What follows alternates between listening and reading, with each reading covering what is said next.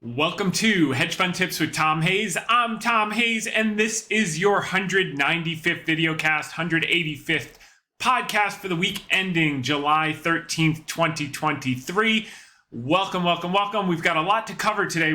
Particularly a tremendous amount of Ask Me Anything questions. So we're going to spend some time on those, try to cover everything else very quickly, and maybe get done in a very short period of time.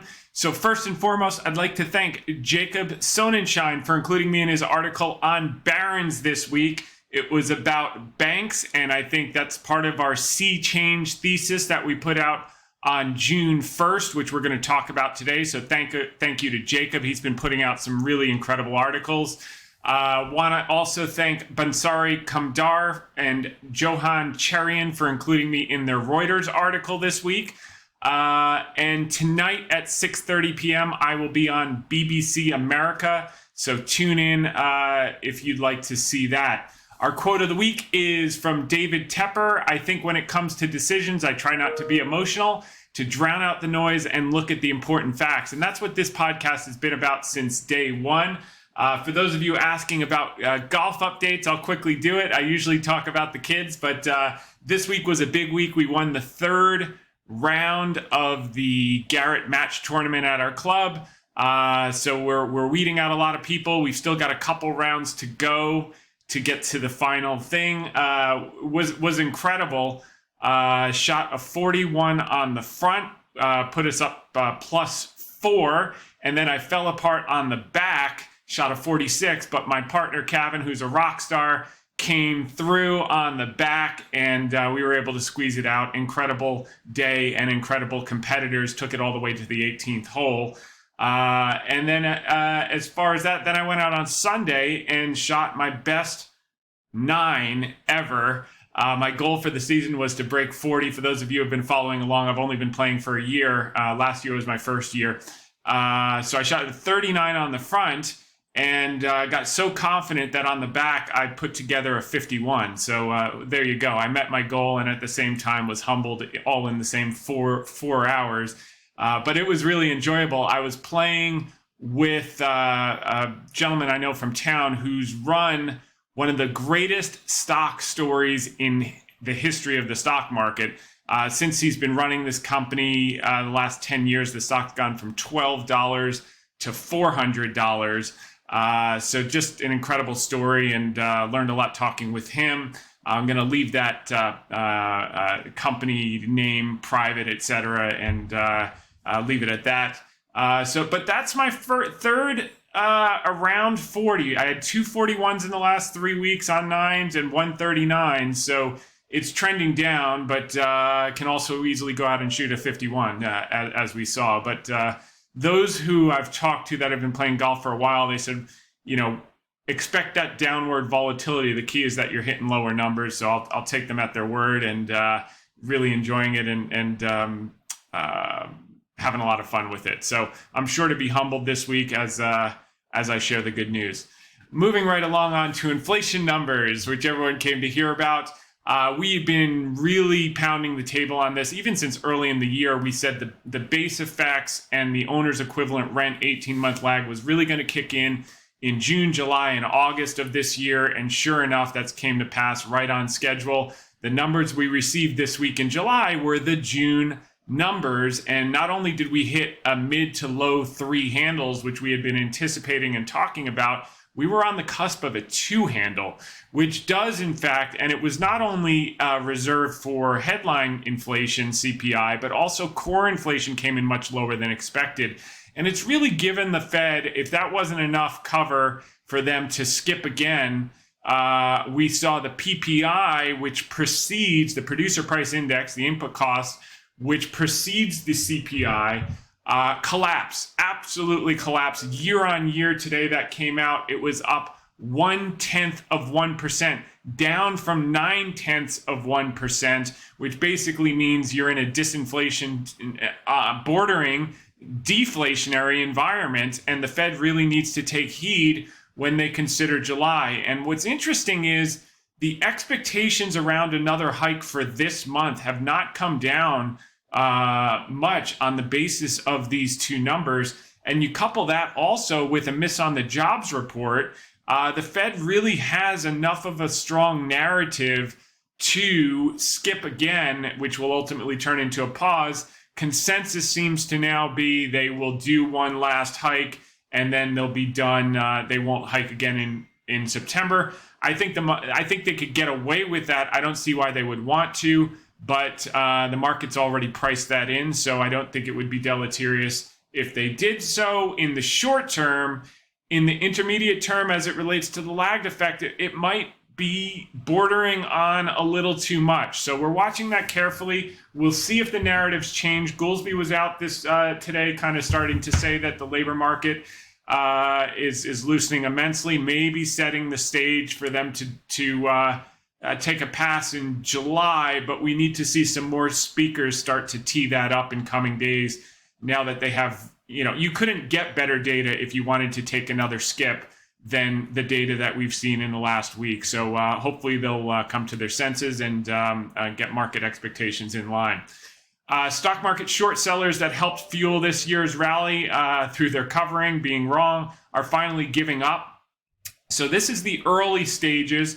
And if you remember, we had put out that article on March 19th, 2020, comparing the pandemic crash, which the Dow was down like 32.5%, to the Spanish flu crash, where it was like down like 34% total. And we said we're buyers, but everyone was still short.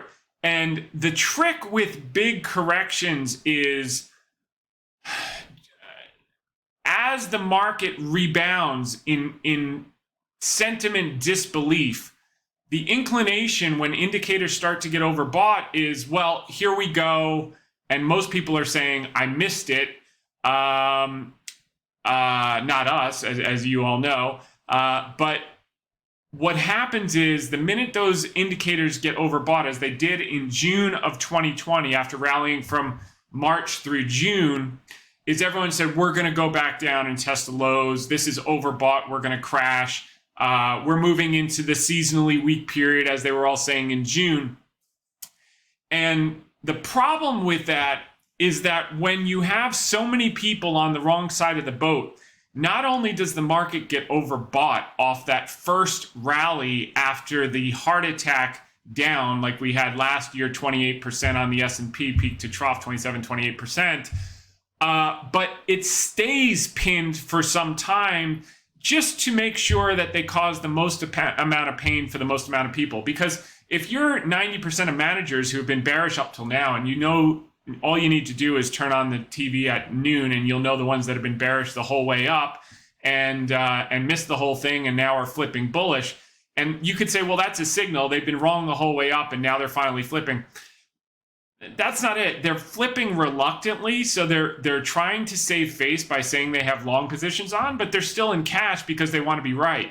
And the problem with that is that they're all waiting for at least some type of pullback to buy because they missed it so bad and have career risk that they're probably not going to get it, which is going to cause more chasing, and the exact same scenario that you saw in 2020 to 2021. Even though the magnitude of the rally slows, it keeps pushing higher to punish all the people that were wrong.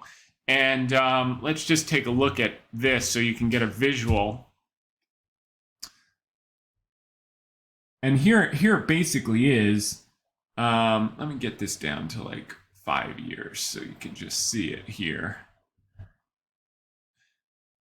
And then let's go to weekly. Okay. So basically, look, you can see here. Actually, this is perfect. Okay. So you can see here in June, this was when the market started to, it rallied from basically 2070 on the S&P to 3,000 on the S&P. So like a 25% rally, exactly what we've had since October, right? So then you consolidate sideways, but look, everything's overbought. The RSI is up to 70, which is basically where we are right now at 68. So everyone's saying this is it. We're overbought because it looks like you just gone straight up, similar to what we're seeing here. But all you do is you consolidate sideways, and sometimes you get a rotation of sectors so new groups can carry the torch for the next move. Every single one of these indicators is overbought, just like it was in June of 2021 off the lows. So you may get some sideways chop and volatility, and people will think we're going back down. We're actually seeing some sideways chop and volatility. You can kind of see that here. But this is just the beginning signs. But look what happened. You had another double. I'm not saying we get another double, another 25%, but you could certainly get it between now and the election. You're not going to get it between now and the end of the year, in our humble opinion. And we've been, the most bullish people since the fall of last year, other than, you had Tom Lee, Ryan Dietrich, myself, Seth Golden. If I'm missing anyone, I apologize, but there was literally like 5 or 6. That's it. 99% of the market was bearish this whole entire rally, 25, 26% higher. And kudos to the people who listened in March and got in. We got a lot of money over the transom in March, and those accounts are up huge.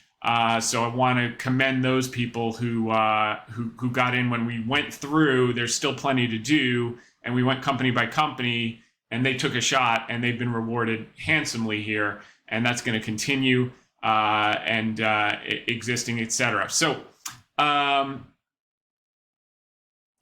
right, let's get back to this thing here. Okay, so the point I'm making is, as the bears are unwinding their equity short bets, the market will be overbought. So maybe we'll get that sideways volatility just to scare out the weak late money that is flipping reluctantly at the wrong, not the wrong time, but they've already missed a lot. And then we can push higher. The other thing I want to urge you to take a look at, which is posted on the website, or go to foxbusiness.com. Liz Clayman did an interview with the CEO of Generac last week, and many of you know we've been talking about Generac since it was about $101. I think today it's back up to $150 in the last 3 months. But he lays out the case that we made publicly on Yahoo and I think one other network, and certainly on our weekly podcast. You really need to listen to this one. I do think this one's got a lot of juice left in it over the next couple of years, and he makes the case here. So you can see the title, Extreme Temperatures Put Unique Series of Stresses on the Energy Grid. We also had it in our daily reads. Check that out. Then today, yesterday, 3M finally got upgraded from Bank of America after settling, doing the first comprehensive settlement. It was lower in value than analysts expected and greater in comprehensiveness than analysts expected for the $10 billion PFAS. Now we're waiting on the earplugs. I think this is just getting started. It talks about the tax-free spin that we talked about on the Charles Payne show of the healthcare business, which will probably bring them about $8 or $9 billion, which is going to pay for the PFAS part of it, more or less, without even having to cut the dividend. Our base case, since we got into the stock, was that they were going to have to cut the entire dividend, but you'd still have a business that is compounding capital at 20%. And over the long term, the stock performance returns are usually going to mimic the long-term return on invested capital. Sooner or later, that catches up. They converge. The time to buy it is when they've diverged, and wait for the convergence, and then take a look from there, and then wait for a divergence on the upside where it's growing at 40%, even though they're only compounding capital at 20%, and that's when you lay off when everyone gets excited and people start flipping on the major shows, and you know who they are.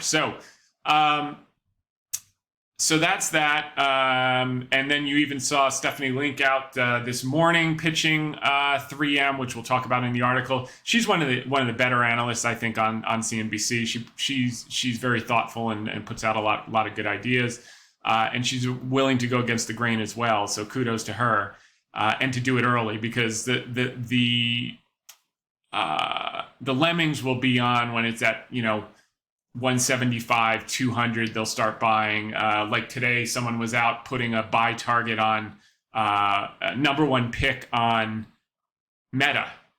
Like really on Meta, it's up from 80 to 300, and now you think it's interesting. So it's not to say Meta won't go higher. It's just like, you got to be kidding me.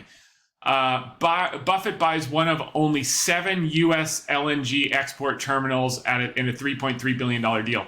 This was our primary reason for getting into Range Resources going on 5 years now.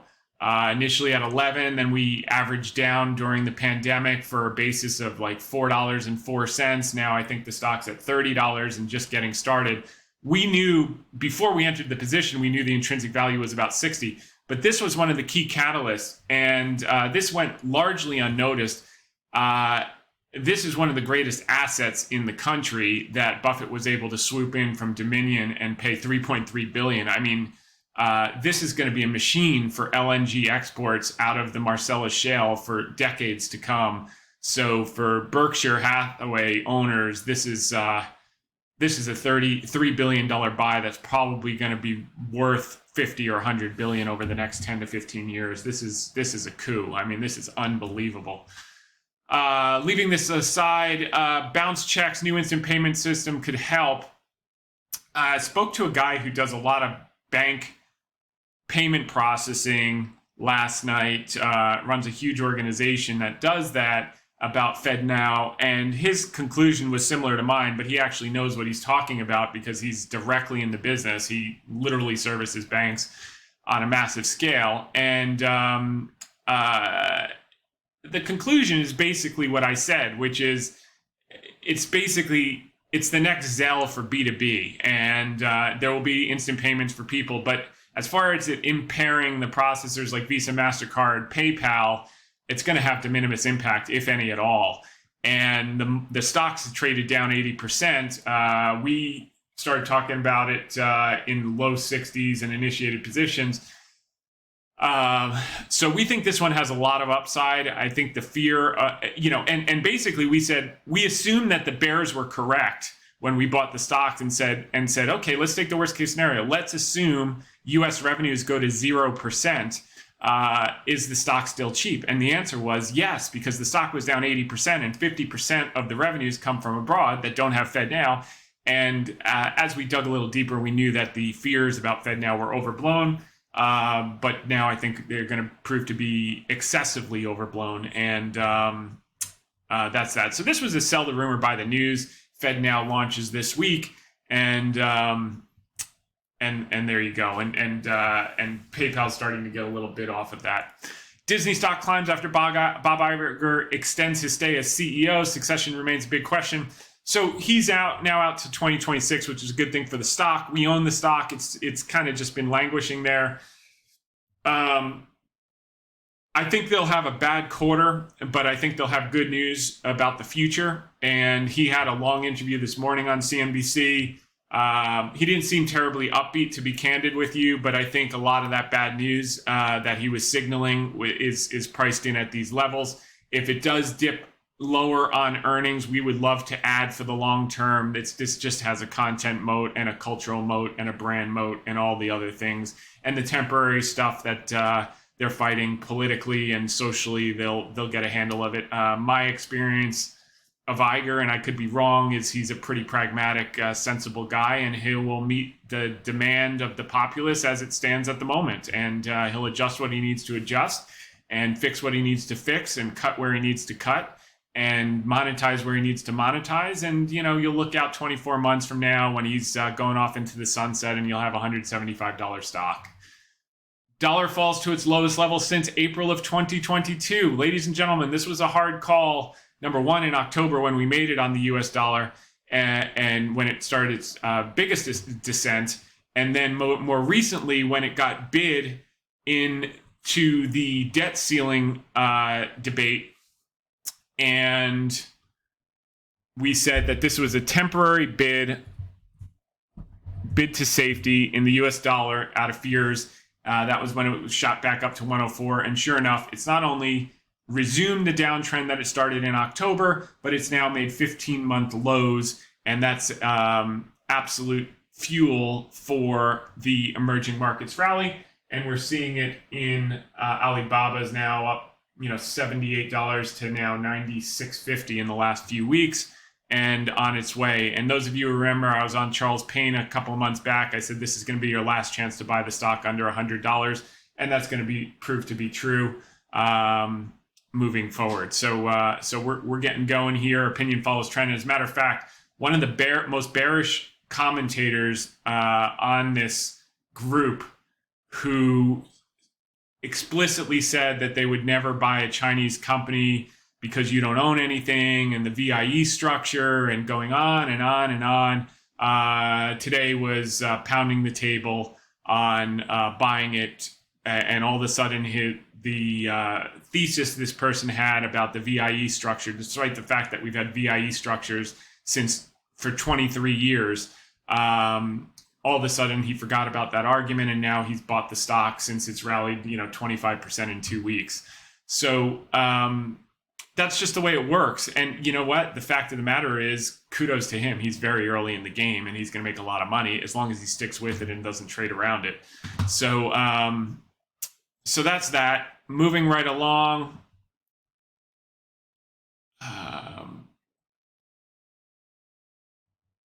Okay, so fund titans are betting on everything gaining against the US dollar. So against LATAM currencies, dollar to weaken as Fed nears the end of the interest rate hike cycle. So this has been our thesis. We've talked about this for many, many weeks. And for those of you who think, oh, now they've capitulated, now it's going to go up. These things take a long time for the boat to shift in the other direction. And while that's shifting, you're going to see continued pressure, which is going to be so amazing for emerging markets. And Alibaba, moving along. A deal-making rebound is already in the works. This is great for banks, ladies and gentlemen. The deal markets and capital markets absolutely froze Q3 of last year. We'll see Q2 earnings, maybe some signs of year-on-year improvement at the end of this week, early next week. That'll be a nice catalyst, but certainly in Q3, you're going to start to see the year-on-year comps kick in, and that's a key component of our sea change thesis, which we'll go into shortly. U.S. jobs growth slowed in June. It's a relief for the Fed. So look, they've got the jobs growth slow. They've got the CPI. More importantly, they got the PPI, which leads CPI. They have everything they need to skip. And here's Fed's Goolsbee, the new dove, saying jobs data show the labor market is cooling to a sustainable pace. If it's cooling to a sustainable pace, there's no need for the Fed to do anything. We are actually, with the PPI print today at 0.1%, we're right on the border of deflation. We're in disinflation right now. We are at the cusp of deflation, and they don't need to do any more cuts. So they ought to just back off, just call it a skip. They could say till the cows come home, we're going to raise in September, but we're going to skip in June. And then all of a sudden the data changes their mind before September. That's the way I would play it if I was them. Keep talking hawkish. Don't lose face. Even if they want to say something stupid like, we'll skip this month, and that doesn't leave 25, it doesn't leave 50 off the table for September. But we got to see more data, and right now the data really showed us a lot this month that it warrants a skip to see if it's sustainable. Moving along, AI is driving an uptick in cloud computing demand. This is good news for Amazon. Well, that's good news because we own Amazon, and it's moved like 30% in the last couple months. But it's better news for Alibaba, which has been the core reason we bought the stock in to start with. So we're very, very excited about the compute demand, the large language model demand, the generative AI demand. It's absolutely unlimited, and it's no wonder Dan Zhang is going with that spin out, because that's where all the growth is going to be. And Sai is going to run Taobao, and he's going to reignite that because he knows it like the back of his hand, and he helped build that. So all the cylinders are hitting, and you got the dollar, and you've got opinion starting to follow trend, and you've got people flipping over. So, look, like we've always said, the number one thing we can control is our process, and we know our process works, and we're not changing our process. That's proven. What we can't control is, on a company-by-company basis, how quickly the market responds to what we see. And, in some cases, it's overnight. Like Cooper Standard was 3x in less than a year, and it's just getting started. Generac up 50% in a few months, and it's just getting started. Wells Fargo during the pandemic, Exxon during the pandemic took a few months and they were doubles and triples. So some things happen overnight, some things take a couple of years. The key is the IRR. But what I can tell you is the longer they take, I've found historically, the bigger the multi-bagger you get. And that's certainly held true and only starting with Range Resources. And I think will also be the same case with Alibaba over the next couple of years. It's going to come quickly. It's going to come abruptly, and you're going to have a lot of people chasing. So Alibaba surges on report China to unshackle Ant with fine. So they find Tencent. They find Ant Financial, which is Alibaba Group, and we're off to the races. The other thing that this paves the way for, if you remember, they did a change of control last January.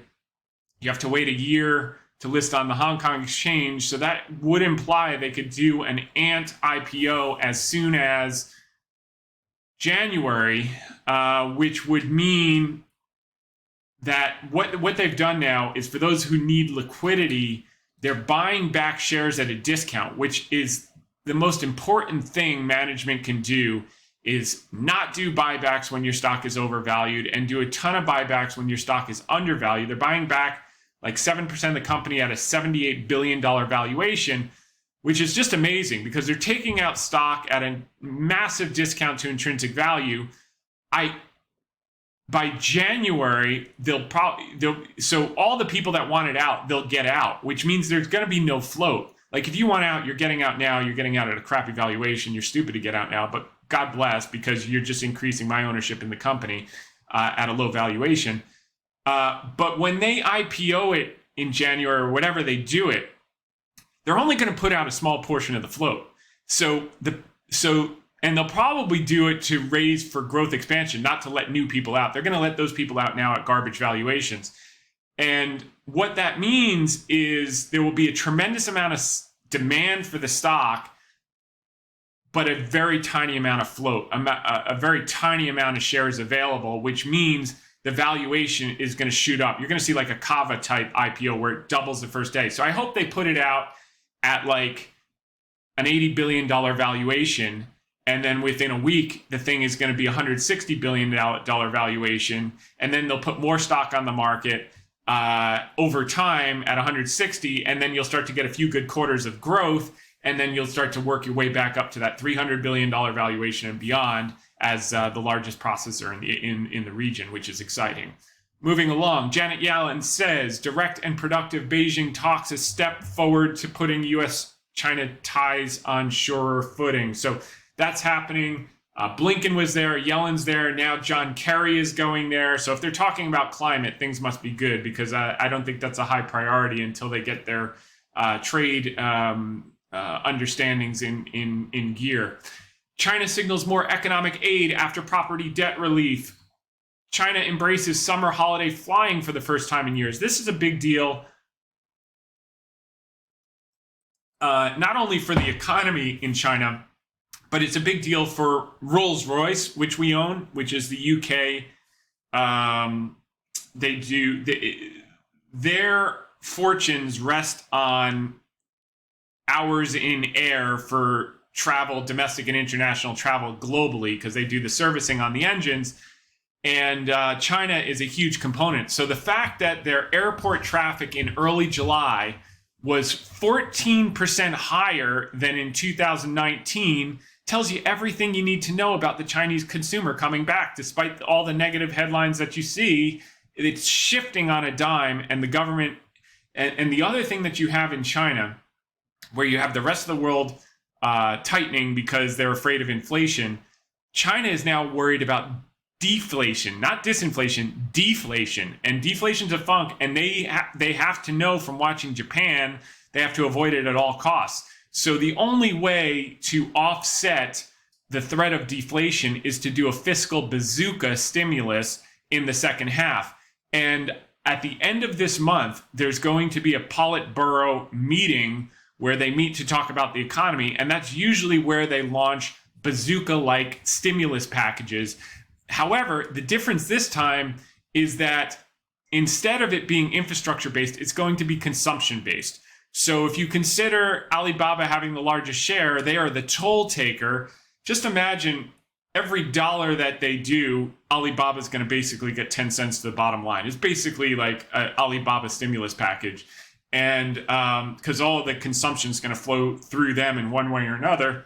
And so like assume they did a $100 billion package, that'd be $10 billion of free cash to Alibaba. It's going to be big, and they're going to have to do it soon. And the reason they're going to have to do it is because they miscalculated when they cracked down on their job providers. They now have the highest youth unemployment rate in history, over 20%. And the last thing you want is educated young people pissed off with nothing to do and no hope. Because what happens historically when you have a bulk of your population, young, angry, and educated, is you wind up with a leader getting taken out of his palace on a stretcher because they won't have it anymore. And I think the message started to be clear when they did an about face on COVID zero, when they had all these people cemented in their apartments against their will. And then they finally flipped when people started rioting in the street. And I think they're getting a sense that they're potentially weeks or days away from something like that happening as it relates to jobs. And what they figured out is the only people that know how to create jobs that people want for educated people are Alibaba, Tencent, and a couple of others, and Alibaba being the best. So if Alibaba grows, the government retains its power, the government enjoys great popularity. So all they need to do is do a massive stimulus to offset imminent deflation, which will benefit Alibaba, which the quid pro quo will be, hey, hire back some of these people you had to lay off because we overstepped last year. And if they do all those three things, everybody wins. And you know what? People always do what's in their interest, even after they exhaust all other possibilities, as was the case of Chinese leadership in the past 12 months. So we just waited them out, and sooner or later they had to do what we knew was in their own self-interest. Xi calls for more economic opening, trade as recovery falter. He makes comments at a meeting calling for deepening reform, et cetera, et cetera. So he wants to be friendly to investors now because he realizes, oh, wait, if we're not friendly and we don't make a friendly environment, money goes where it's treated best. So some people learn by reading books. Other people have to experience the pain personally before they learn the lesson. Xi is of the latter. Apparently, he's forgotten to read enough history books, global history books. But somehow the reality of the situation has walking him up to what needs to be done, and he'll pivot and he'll win, and things will be great the second half, and everyone will be happy, and people will be back to work, and he'll be a hero in his country, and happily ever after. And Alibaba will be a triple over the next couple of years. So Premier Li puts final nail in coffin for internet regulation, praises platform economy. So now they've gone from scolding it to praising it. Next thing will be stimulating it. Xi gets serious about boosting private sector. Chinese premier meets with major tech companies, vows more support. Beijing nudges the private sector to boost a weakening economy. Fines on Ant and Tencent payments unit seen as end to crackdown. Chinese Huawei poised to overcome US ban with return of 5G phones, research firms say. That's a big deal if Huawei winds up back in China as a result of the dialogue that's happening between Blinken and Yellen, et cetera. I would think this would be the last thing that would happen, but if this is happening, that means much more progress has been made than advertised.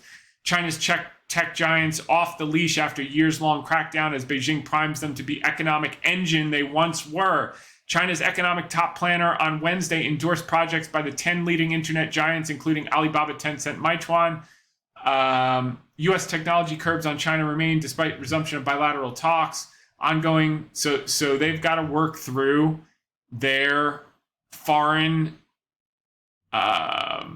agreements moving forward, but they realize that they now have to depend on their domestic giants in order to retain their power. Traders flock back to China tech stocks after Premier Li Kang, top planning body, acknowledged sector's economic role. Regulatory oversight will become more lax in the future. Hang Seng surged by 8.6% this week on those comments. And it's just the beginning, ladies and gentlemen. Moving along.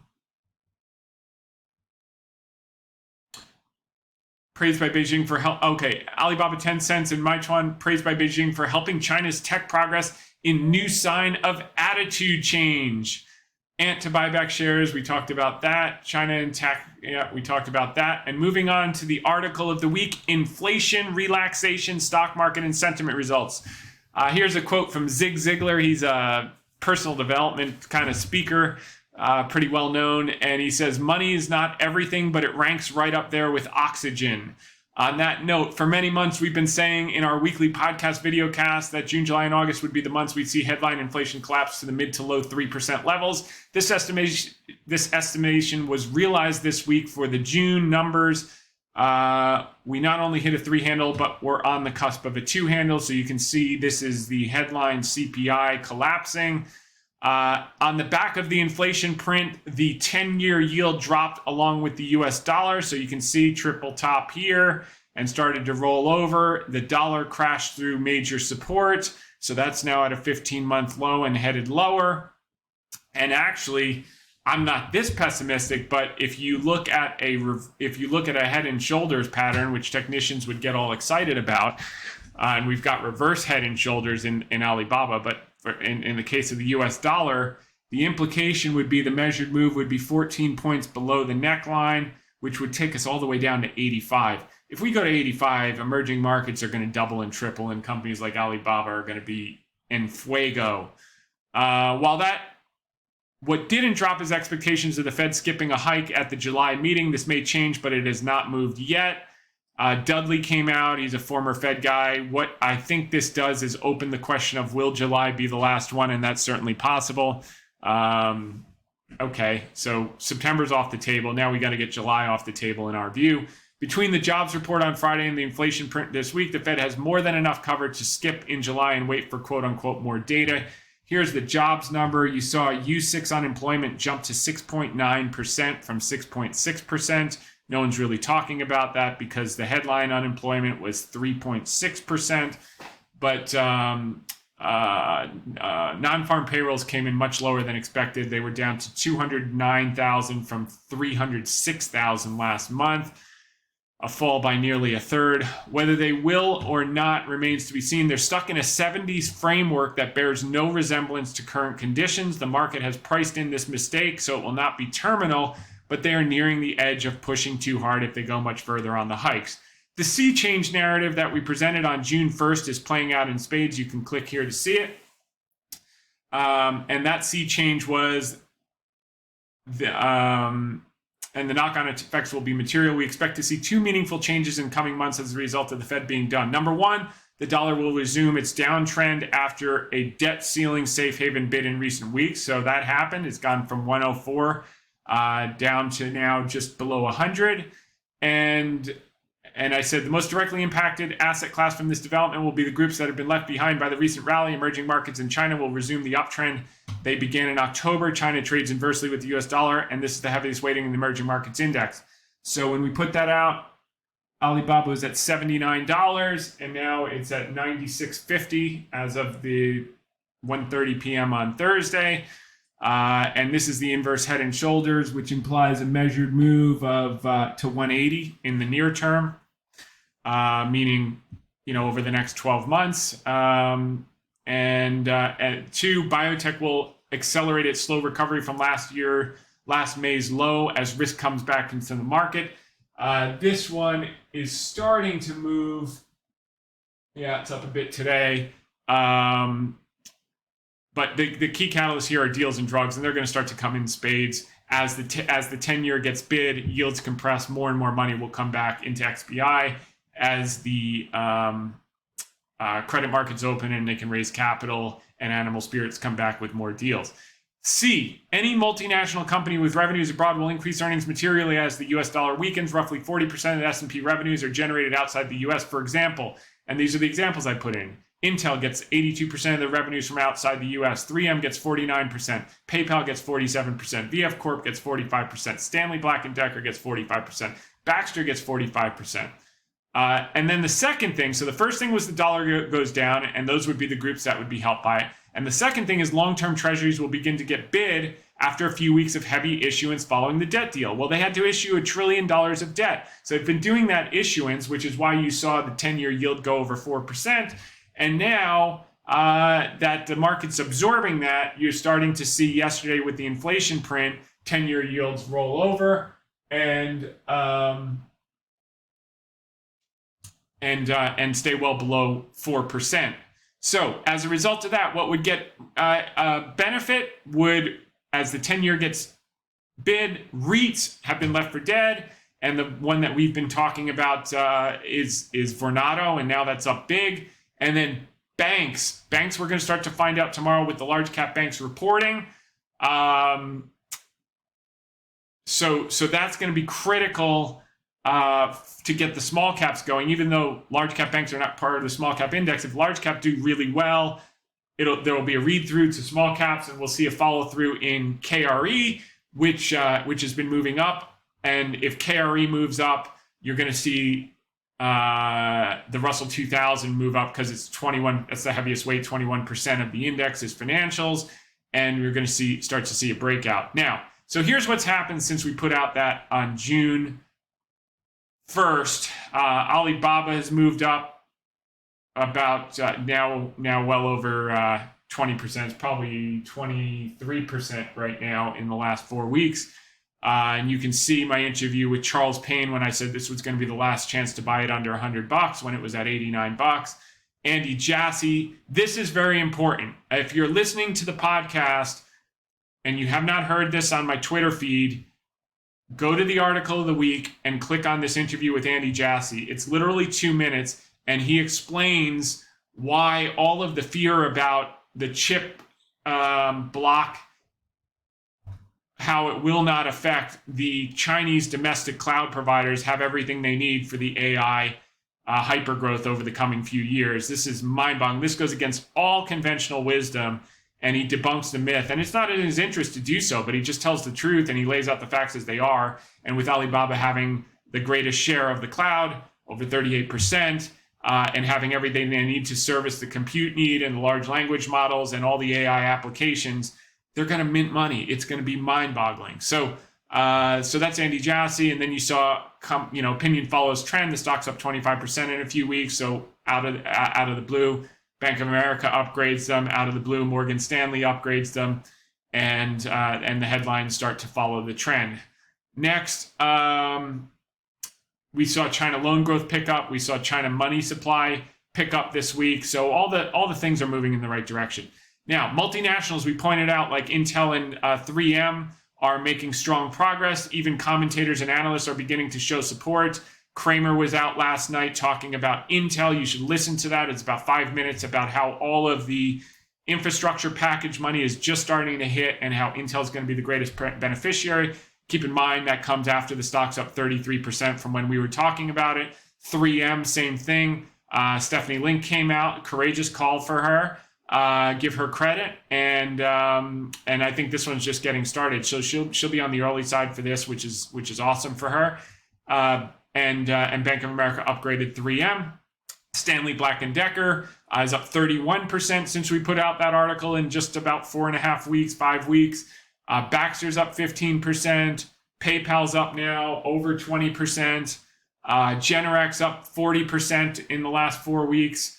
And you can see when we were talking about PayPal and Generac on Yahoo, Generac gets an upgrade this week. So it's just all clicking at the same time. And that's what happens. When it comes all at once. I've said that many times on this. And for those of you who took advantage, kudos to you. This is us talking Vornado. You can see in both instances, they just looked at me like I had 4 heads. And now Vornado's up big, and it's just getting started. Even VF Corp's up 18, it might be 19% today. KRE shot up 20%. I think that will continue to follow through as we get through earnings season. Small caps bounced up. They're up 11% as an index, which is huge in a month. And they're going to follow through as the rotation continues. And Cooper Standard is up 52% since the middle of May. And there you go. We've owned it since May of 2022. It's now up it looks like about 3x or just under 200%, and just getting started. And this was when we put it out publicly. We put it out before this on the podcast, but this is June 7, 2022. You can see me with Liz Clayman. And for her viewers that were listening, you've made a ton of money. And then the sea change to continue Banks will have to participate. Financials are expected to grow revenues at 7.6% this quarter, which is the highest year-over-year revenue growth of all 11 sectors. And you can see year-on-year earnings estimates. Looks like Morgan Stanley's going to be up about 30%, Wells Fargo up about 25%, BlackRock up about 15%. Citi will be down because they literally can't get anything right. They need a new CEO, and this thing would probably double within 6 months. And then State Street also expected to be up a bit. This is the mosaic of what's working in 2023, and what we said, and you can look at our December notes of last year. We said the last shall be first. What was the worst performer would start to be the best performer, and that's been true in spades. S&P was towards the worst. It's now at the best. Emerging markets was second to worst. It's now third to best. REITs were the absolute worst. They're middle of the pack now. They might be towards the top of the pack by the end of the year. And what was the best? Commodities were the best the last 2 years. They were the worst this year. And cash was the best last year. It's towards the worst this year. This is the cycle composite. And this is kind of what I was saying, where you have that huge rally off the lows. And I think we've got a little more juice in this rally, but we could see some sideways consolidation moving forward. And I like this situation because most of the money will come in when we finally hit that euphoric peak, which may come in coming weeks. And then they'll knock them out with a 5% correction because they're the weak hands. They missed the whole thing up. They got in at the top, and then they take money from them again after they already left 25% on the table. And then it'll just grind sideways. And in this environment, who makes all the money is the people buying the stuff under the surface that is lower weighting but hasn't performed yet, and that's how we're positioned for the second half. So while the indices go sideways or maybe up mid-single digits, we have stocks that we think will be up 30, 50, and in many cases more percent for the back half of the year, and that's already happening.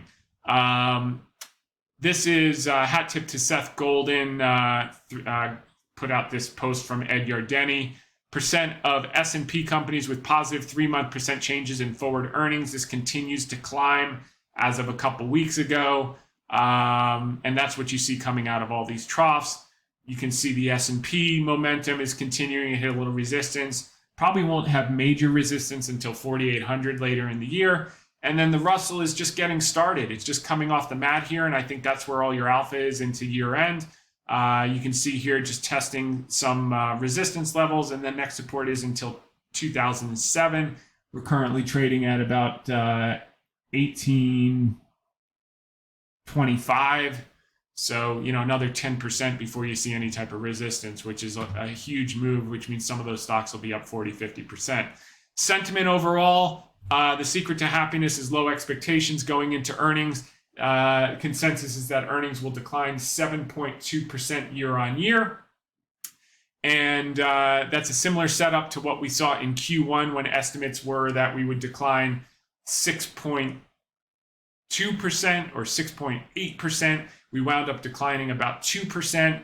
And I think we'll have a similar situation where we decline 2 or 3%. It exceeds expectations. Companies give reasonably solid guidance. And you saw a taste of that with Delta and Pepsi shooting the lights out this morning and taking guidance up. So that's a good thing.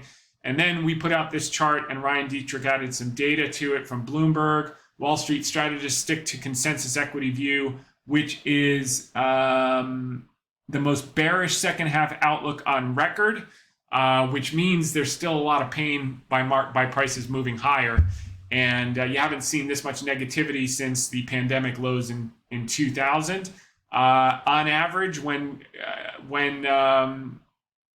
consensus was this cautious, over the next 6 months of the year, you saw plus 7%, plus 9%, plus 21%, plus 10%. And that's right in line with our base case of mid to high single digits.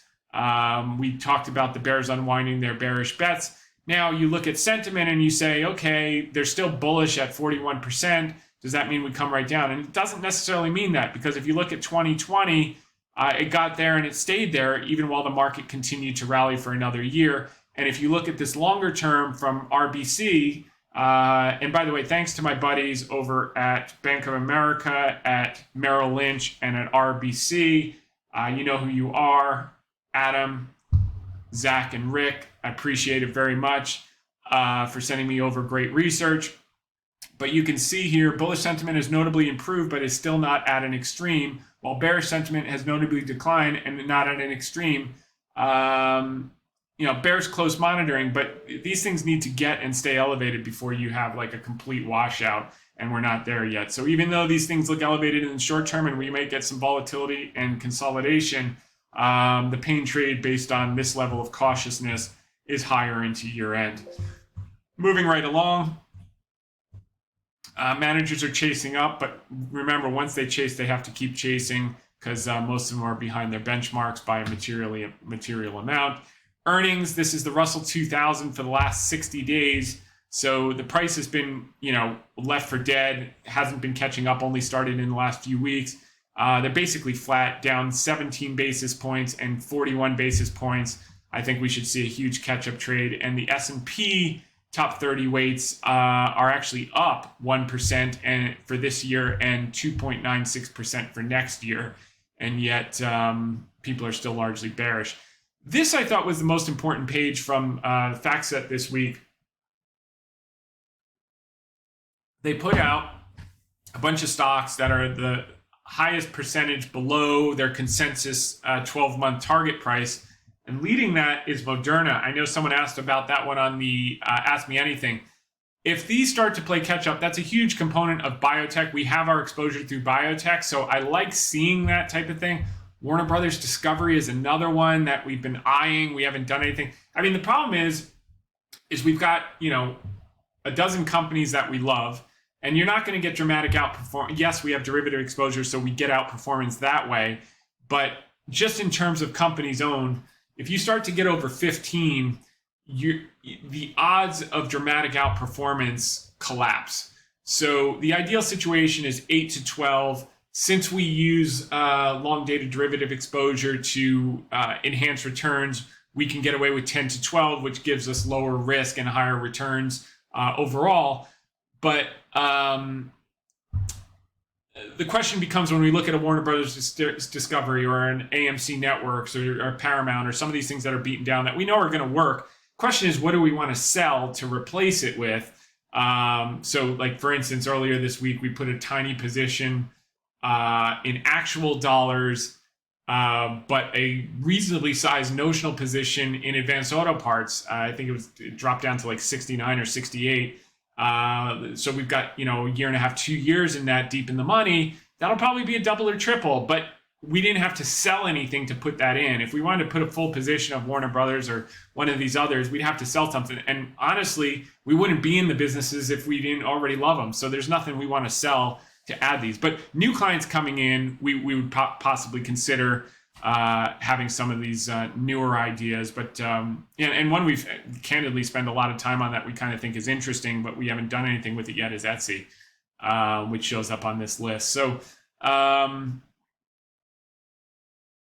so that's that. And then moving along to our article, to our questions of the week. Perfect. Let's. We're already there. Ask me anything questions. First one comes from Kristen Kaufman. Hi, Tom. In the July 6th cast, I think the content of discussing Nike, you made a comment about not being interested as a trade for a taxable account. So could you expand on the taxable account comment? Okay, so what I meant by that was that Nike was set up for a great short-term trade, and it has popped since, by the way, and I think it's going to follow through. But it didn't get so if you're in a short-term trade, which means you're going to be out of it, in this case, it could be weeks or months, it'll be up 10 or 20%, maybe 25%. In a taxable account, you're going to pay ordinary income tax. So that's not ideal. And it didn't get cheap enough for us to want to own it long-term. In other words, the margin of, even if it worked for more than a trade, the margin of safety didn't become high enough, i.e. the valuation didn't get low enough for us to feel comfortable in making it, 5 or 10% or 15% if it was super high conviction of our portfolio. They're nowhere near that margin of safety where we would feel comfortable making it a full holding, which we would be holding for 12 to 36 months, which would be tax friendly, because if we sold it in 12 months in a day or 24 months in a day or 36 months in a day, we'd be taxed at long-term capital gains, which is a little less than half. So that's what we meant by that. Alan Woolman sent some more information on TUI, which is this company that I think Drew brought up. It's this travel company based in the UK. I think he's on to something. The issue I had looking at this was, which was not the case with Cooper Standard, which is why we were in it, is that they've dramatically diluted shareholders with rights offerings. And even if the business fundamentally improves, there's so many more shares outstanding that you're not going to revert back to normal trend because you're working through 3 times as many slices in the same pie of pizza. So I think you're right. I think it's going to recover. I think it's going to improve. The problem is the cost that they paid while it was at. So in simple terms, I get excited when companies buy stock below their intrinsic value.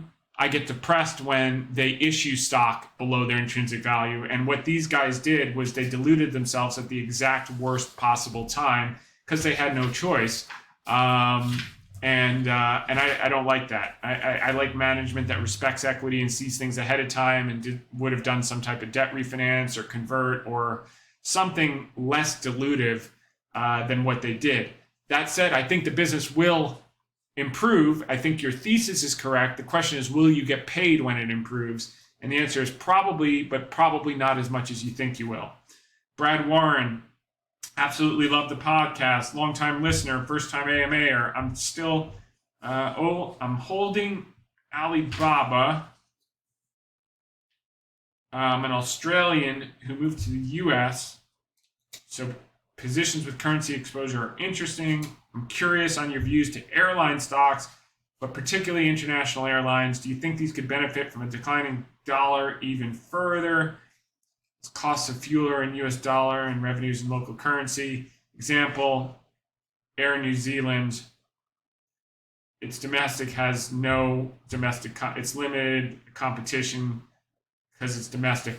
Yeah, I mean, by the way, these companies that are domestic and have limited competition, I remember living in India in my early 20s for business for 6 months and flying Indian Airlines, which was I literally, like, it was so bad, I literally thought they were going to put a goat in the seat next to me. Like, it was a complete joke.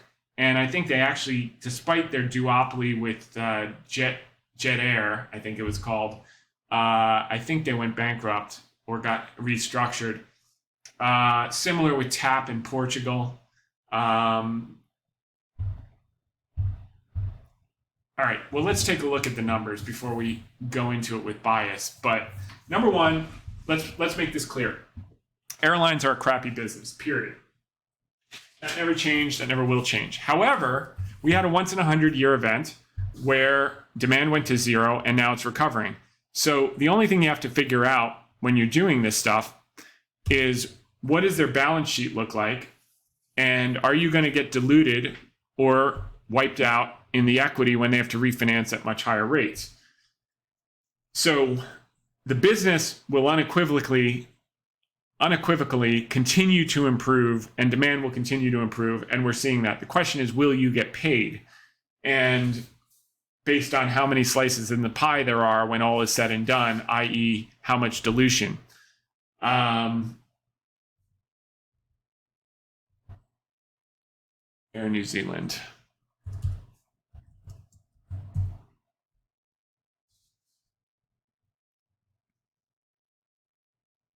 Okay, so we can see that demand collapsed. Now it's starting to recover quickly. Went down to two. Well, let's put this in US dollars. Dropped to 1.6 billion US dollars, down from 3.5 or down from 3.7, and now it's back up to 2.8. So there's still some recovery potential. They are been losing money since 2020. They lost a lot of money last year. They're starting to stem those losses this year. All right, so let's look at their balance sheet. Got 1.3 billion of cash.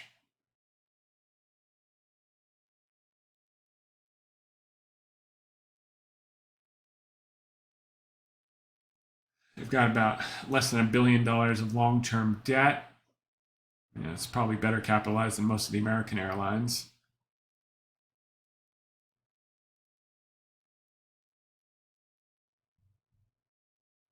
Let's see if they're cash flow positive. Cash from operations jumped up this quarter, which is really positive.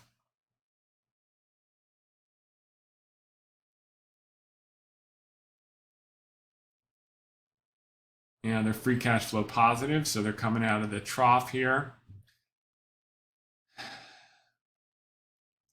What these are going to be, and this looks like you've done a reasonable analysis of this. I don't know enough about it yet, but I would say that I've seen enough to warrant further investigation. I think you're probably going to have a nice trade, but don't get married. These are cyclical businesses, and what'll happen as demand comes back, they'll start cutting prices to compete, and it's just a constant disaster. So I would say you probably have a trade here. Do more work, listen to the calls, understand the industry, but don't stay too long at the table. And that's why I don't like that. That's why you would more likely than not never find an airline in our long-term portfolio. Daniel Estevez, from time to time. Oh, this is just more information on Around Town SA. Okay, so this guy's pitching UK REITs on the basis of the Vornado thesis. I can't look. So I love distress, but when I find a pocket of distress, I immediately go for the highest quality. So China was as distress could be, but the only company I would possibly consider buying in the depths of the despondency was Alibaba or Tencent. And the reason I chose Alibaba is because of the cloud business, which Tencent doesn't have anything close and never will. And so that was an easy decision. If I'm going to play commercial real estate, I'm going to bet. I literally only had two choices. I had Vornado or Boston Properties. And the founder of Boston Properties, although he's got good people running it, he's not running it himself anymore. As it relates to Steve Roth, Steve Roth still has his fingers on the trigger, even though he's old. He, when I say old, I mean, he's 80-something years old, but he's still sharp as a tack running the business.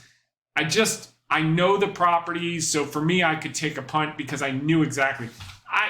There's no way I could invest in a UK REIT on the basis of financials without knowing the properties, without knowing the climate, without knowing the cycles. I mean, I know New York City, so for me, it was a no-brainer. And for this, you're going to have to know that market as well as I know the New York market, because these are not easy. I mean, you also have to know where is the debt secured. And what I knew is that there's no holdco debt for a number of years. So in the worst apocalyptic scenario that everyone's calling for a 40% markdown in every single building, which is going to be true in B and C, it's not going to be true in A, which is why we're in A. I knew they could jingle mail a few properties if they had to, and it wouldn't affect holdco, which is what I own. So I think your framework for looking at that is correct, but it's not one that I can help you on, because if you had asked me, SL Green will probably work, but I wouldn't touch it because they had enough exposure to B and C, even though they had A, that I said, why would I touch that when the dislocation is big enough in best in class? Why wouldn't I just buy best in class when it's down enough? Similar to the banks during the mini crisis a few months ago, sure, we could have bought Western Alliance, but that could have been First Republic. So what did we buy? We bought Bank of America, which we know is not going anywhere, too big to fail, which was down enough for us to warrant our interest. We bought long-dated, deep in the money call options, which we talked about on the podcast in KRE. So we had a basket, which that'll probably be a triple. I think it's already up 80%. And we bought Vornado. And those were our three financial plays during that period. Moving along, we've got Daniel Estevez sending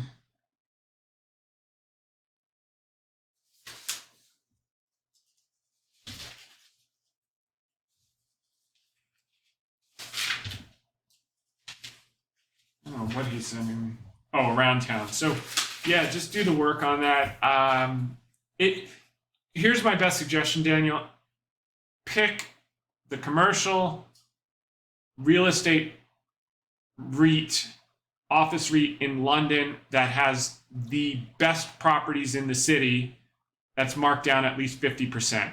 Because if you get that right, and it may be around town, so email me which one it is, which one has the only A properties, which is the most high quality. Maybe the B and C property stocks are down 80%, but the A is only down 60%. Take the one down 60% because the B and C might be a disaster. Whereas the A will live another day and you'll ride it. Even if you ride it down before you ride it up, you'll still have a double or triple and you'll make a lot of money. So email me which REIT you think is the highest quality in the UK and we can spend some more time on it. And if it's around town, then we'll get back to around town.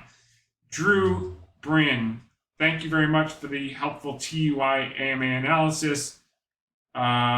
This is the one that Drew sent, the travel business, which he's correct about, but the dilution in the rights offering I'm struggling with. So the answer to your question is, I do think you're going to make money. I think you're going to make less money than you think you're going to make because of the level of dilution that went into it. Aaron Wrangler, what are your thoughts on EW Scripps SSP, a media parents company that owns over 60 media networks in the U.S.? On the one hand, you saw Iger on TV today saying linear TV is going the way of the dodo bird, and he knows a thing or two about that business. So on the one hand, I'd say no. On the other hand, they have a moat like Gannett had with the newspaper business, which is that they have local monopolies. And given the fact that we're going into political season over the next 16 months, that's the year that these companies do well. There's another one in Georgia called Gray TV that's also got a bunch of local networks that I think is undervalued. These are nothing more than a trade. They're cheap. They stay cheap. But in the case of EW Scripps, I think it's cheap enough that you can get a trade over the next year and play the two things. You're playing the rebound in auto advertising, which is going to go through the roof, which is part of our Cooper Standard thesis, and you're playing the rebound, the seasonal advertising in politics, and the fact that it's down, 65%, it's down to near pandemic lows, and I think the business is financially relatively healthy, even through this weak period where there was limited to no auto advertising, which is going to be a huge source of revenue for them. And think, all these dealerships that also have local monopolies, that's the first place they want to advertise is the local radios and the local TV, and that these type of companies benefit. So you can see their revenues are a little flat in the last 2 years, 3 years. But they're still making money. This thing's earning $1 a share. $1.19 a share, and it's trading at $9, so it's trading at 9 times current. The balance sheet, I know on the radios, are often highly leveraged, so they're only got $16 million of cash. That's not ideal. Let's see how much debt they have. $18 million, so that's not bad. Long-term debt, $2.8 billion. That's not good. So this is the problem. This is why this stock is down so much. It's because people are afraid of their refinancing risk, and you got to find out when this debt comes due. Total debt is $3 billion, and they've got $16 million of cash. I would double check that in the public filings because that just seems like a not great situation. They're generating operating cash flow in spades. But they're burning, no, they have positive free cash flow. So they have enough, they're generating enough cash to service the debt.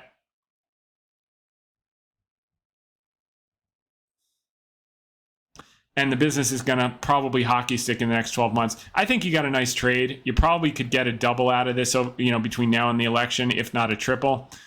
But it's not without risk. So just understand what debt is coming due when. If you can get comfort on the balance sheet, I think you picked a winner there. So that's Aaron Wrangler. Good job. Zakaria Kwaja. I wanted to thank you for all your great video casts. Oh, by the way, one thing I mentioned last week, which I don't think I covered this week, here. So after being highly exclusive since 2019 and closed to new investors prior to that. So since 2019, we've only allowed investors in that had at least $5 million or $10 million accounts. And so now we're over an exemption level, which enables us to scale our business on a large scale. So we are expanding to serve an additional tier of clients. We're going to try out a lower tier. The people at 5 million and 10 million obviously get the best terms, and anyone coming in at 5 and 10 million will continue to get the best terms. And as they grow their accounts to 25, the terms get better, etc. But we are going to take accounts at $1 million for accredited investors. So we're going to try opening this up, and we'll probably take 10 or 15 accounts and then close it for a while. And if that goes well, we'll really scale it out. So so there have been a lot of you in touch in the last week, and we'll give that a go. We're pretty excited for that. And we also think that we shared last week, a good friend of mine who's very, very successful. He said that, it makes sense because, and I've just seen this in my own business, is that number one, it opens to a lot of people. And, if you think about the podcast, 7,000 people listen, there's probably 300 to 700 that could do $1 million easily. And then, but there's also probably 50 or 100 that could do 5 or 10 million pretty easily.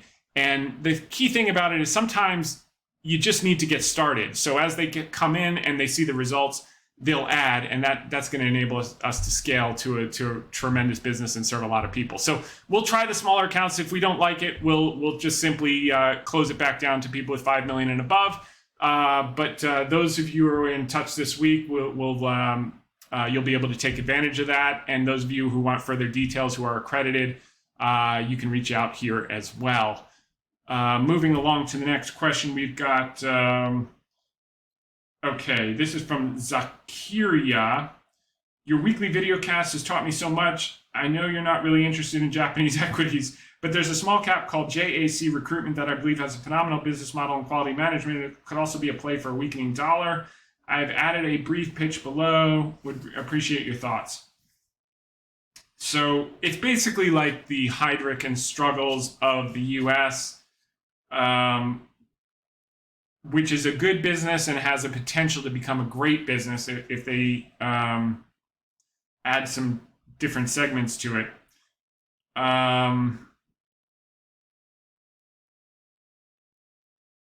Okay, so it's trading at 20 times PE. Let me just pull up the financials on this.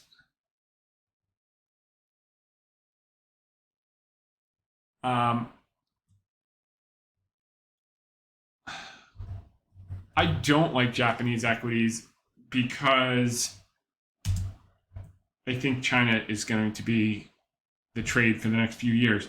The reason Japanese equities, one of the reasons they're flying right now, is because their central bank is still accommodative.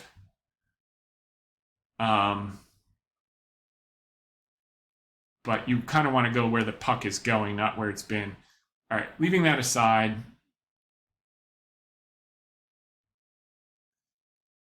Yeah, I mean, I think the point that Zakiria makes here is that it's a high quality business, and that's evidenced. You look at the margins have stayed high. They continue to grow free cash flow per share, which is the most important thing. Where is here it is. 2124 is the ticker.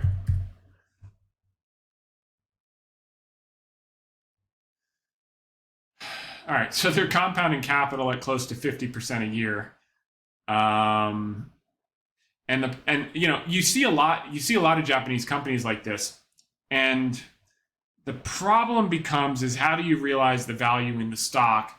Because up until recently, they've been averse to activist investors. They're usually family controlled businesses.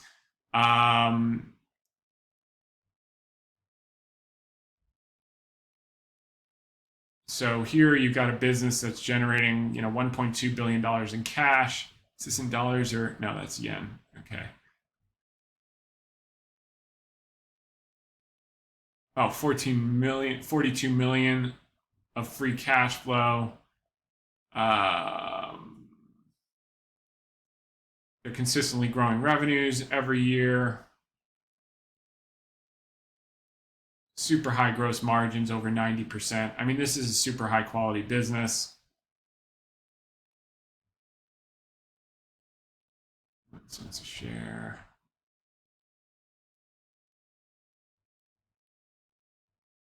Cash flow. Balance sheet.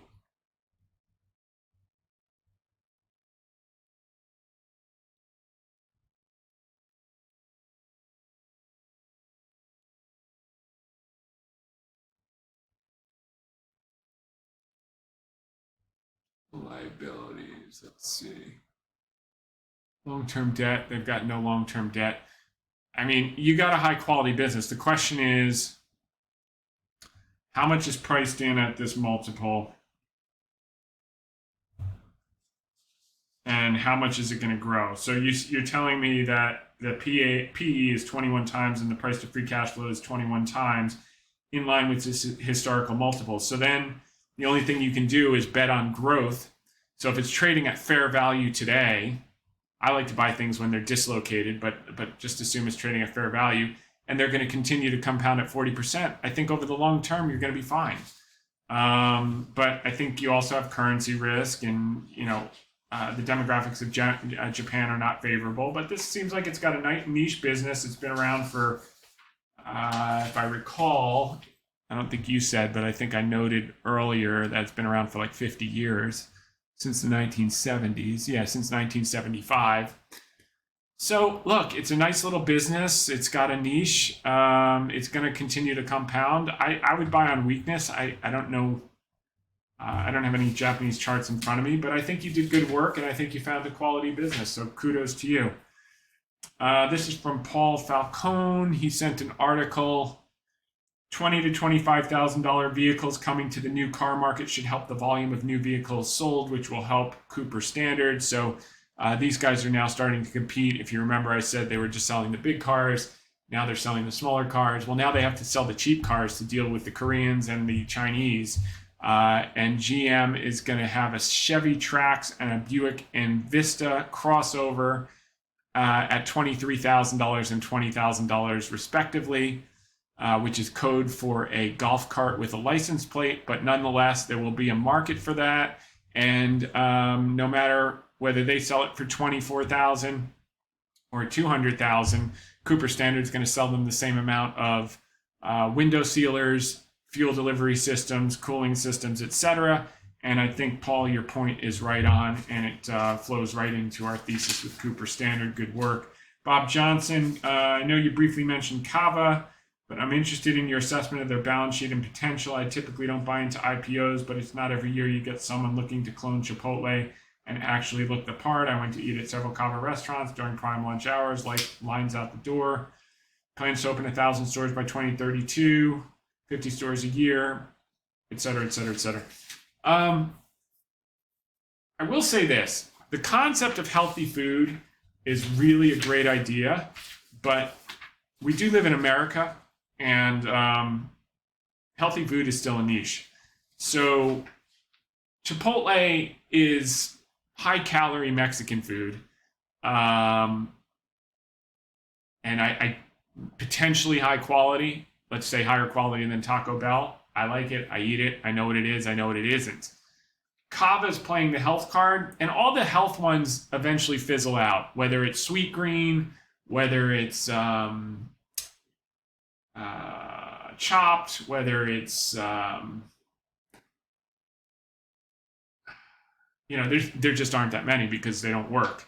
So they should work. I mean, PokeWorks is my favorite place. I love it, but I just don't think it's going to scale, sadly for me. So I have to drive 25 minutes on the way to swimming to get my Poke Bowl, my predictable Poke Bowl, which I love. And I wouldn't go to a random Poke restaurant because I don't know if their fish is fresh or not fresh, but PokeWorks, I have reasonable confidence that their stuff is fresh every single day, and I love it. But I don't think the whole world is going to love it. I think there are more people that like McDonald's than like raw sushi. So I happen to like raw sushi. I also like McDonald's, but I'm probably 9-1 raw sushi to McDonald's, whereas the average American citizen is 9-1 McDonald's to raw sushi. So, all right, leaving that qualitative opinion aside, let's look at the business. And I just simply don't do IPOs unless it's like Google in 2004, where the business had been operating for 10 years and was already ubiquitous. I mean, Kava might be ubiquitous in some parts of the market. Even, by the way, California Pizza Kitchen was a kind of healthy alternative to Domino's, and that failed miserably. So, yeah, the healthy thing it sounds like a good idea, but Americans, we like cheeseburgers. That's just, there's just no two ways about it. This is growing, losing money. And the other thing that makes them not Chipotle is the fact that they're going to have to raise money to fund those 1,000 stores in a much more capital expensive market environment. Money is more expensive than it was over the last 10 years when Chipotle was shooting the lights out and able to borrow at zero. So, I would, with something like Kava personally, and it may not happen, I would wait for 12 months. I'd wait for this thing to dip below its IPO price, and that's when I would start to look at it. It may never do that. I remember Facebook dipped down. I think Facebook did dip below its IPO price and then took off, but Kava is no Facebook. So that would be my play, is keep an eye on it, look at the prospectus, and get as old a financials as you can get to kind of see the growth trajectory. But I think it's going to be expensive to raise enough capital for them to build 1,000 stores. They can do it. I'm more than happy to have errors of omission versus errors of commission. But for me, this requires me to guess what's next. And I don't bet on shiny objects trying to predict the future. I bet on consistent, predictable, sustainable cash flows when they're temporarily on sale. And that's what I do. And I think there's only one person in the country that can predict what's next with any level of predictability or certainty. That's Ron Barron. And I think everyone else that's tried has failed. So more or less. Aaron Wrangler. Okay, we did scripts. Kayla Smith, we did that. We might be at the end here. Oh, here we go. Chad Mast asks, does the yield curve inversion bother you? Knowing it has predicted every recession 12 to 24 months before they happen continues to nag at me. I appreciate your work. That's false. And what you're stuck with is recency bias. Yes, it's predicted every recession in the last 2 recessions, but prior to that, it's simply not accurate. And one example of that is, well, there are a few things to consider here. Number one is we had a technical recession last year with 2 consecutive quarters of negative GDP growth. The yield curve inverted before that recession. So in effect, it already worked. The second thing is the most similar period to what we're experiencing right now would be 81 and 82. And what you saw was the yield curve inverted 1, 2, 3 separate times, but you only had 2 recessions because it was priced in. And here we had our inversion in 2019. We got our recession in 2020. We had a technical recession last year. We had the inversion. But I think a lot of what we're seeing around this inversion, and Liz Clayman had the guy who actually came up with that indicator on her show, and he explained why in this instance, his indicator, despite its historic accuracy, was not applicable to this time, and he explained why it wouldn't work. But if you just look back at history, even in the late 60s, the market rallied for another few years. After that, in the late 70s, you had another year or two of a rally. Even in the late 80s, the market started to recover. You had a recession, but the stock market had already crashed in 1987. So everyone who's so certain about this indicator is so certain because maybe they lived through the 2000 crash and maybe they lived through the 2007, so they think it works every time. And history just doesn't bear that out. So the lesson, Chad, is beware of recency bias. What happened in the most recent instances is not likely to persist in the future. And number two is you have to look at a larger sample, at least 3, 4, 5 instances before you draw a conclusion that it's every time, because it's not every time. And in this case, it may have already priced in what you're waiting for it to price in with last year's technical recession. Ron Amchin, Viasat took a big plunge today in one of Seth Klarman's top holdings. Any thoughts? Viasat is kind of a deep value play. I don't like it because I never want to compete with Elon Musk head on. And that's what Viasat is doing. That's not to say it won't work. We could look at the business, but that's one where I have to predict the future because it's based on, ubiquitous Wi-Fi and satellites, and I can't predict the winners. It's not a durable, sustainable cash flow as far as I'm concerned, and it could be quickly eroded and disrupted by the only guy in the world that I'd be scared of actually executing on the idea of disrupting it and destroying it. So let's just take a look at the health of the business without the threat of Elon Musk destroying them.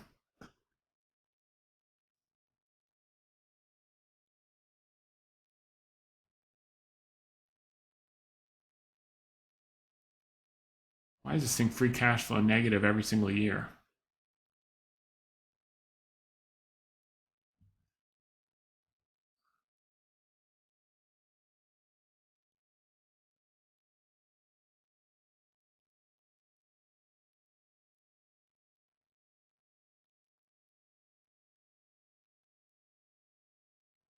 Yeah, this is not my type of business. They don't make money. I mean, you have to have some catalyst that's going to turn them from a money-losing operation to a highly profitable. Maybe it's something with their satellites, et cetera. You really have to learn the story. For me, that just goes in my too hard pile. I don't want to compete with the guy. It's down today a lot because of some satellite thing, so it's probably temporarily impaired. So you could probably make a trade on it, but that's. I want it to be worth looking at because it's knocked down so much, and it may very well turn out to be a home run, but there are too many variables outside my control. I don't know. Maybe I'll take a closer look, but this is just losing money, and for me, that's kind of an easy no to start with, unless it's like a temporary impairment. But this thing just seems to be a consistent loser. And revenues are growing too slowly for me to get interested in the inflection story. And with Elon Musk, it's just a pass. It doesn't mean it's not going to double. It doesn't mean it won't work, but you really have to have comfort around, does it have a sustainable moat that can't be impinged by one of the greatest entrepreneurs in the history of the world, if not the? And I'm not willing to make that guess, even though it's super cheap and it looks like it could rebound really aggressively. I'm just going to stay away, and I'll be perfectly happy to assume an error of omission and not commit an error of commission. So with that said, I want to thank everyone for tuning in. We'll be back next week, same time, same place. In the meantime, make it a great one. Bye for now.